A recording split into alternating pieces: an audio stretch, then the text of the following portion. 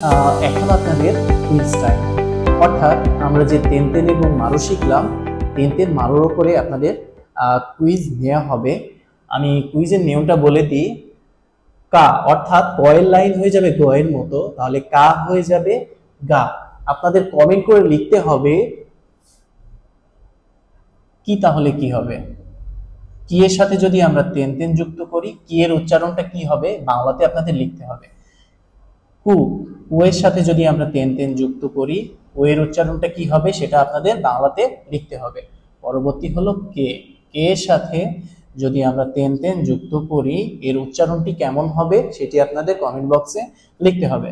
পরবর্তী হলো ও, ও এর উচ্চারণ যদি তেন তেন কো এর সাথে তেন তেন যুক্ত করি, এর উচ্চারণটি কেমন হবে সেটি আপনাদের লিখতে হবে।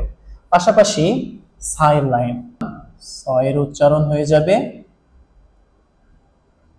জ এর মতো, অর্থাৎ সা হয়ে যাবে তেন তেন যুক্ত করলে যা।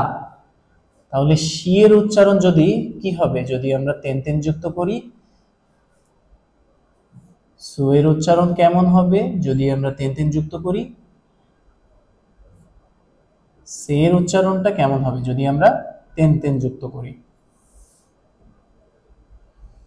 পরবর্তী হলো স, সো এর উচ্চারণটা কেমন হবে যদি তেন তেন যুক্ত করি। পরবর্তী যে উচ্চারণগুলো রয়েছে, অর্থাৎ তেন তেন যুক্ত করে যে উচ্চারণটি হবে, এটি আপনারা কমেন্ট বক্সে লিখবেন। আজকের ভিডিওটি তাহলে এই পর্যন্তই। যদি ভিডিওটি ভালো লাগে একটি লাইক দিবেন এবং চ্যানেলটি সাবস্ক্রাইব করে রাখবেন। সকলকে অসংখ্য ধন্যবাদ। জয় মাতা নে।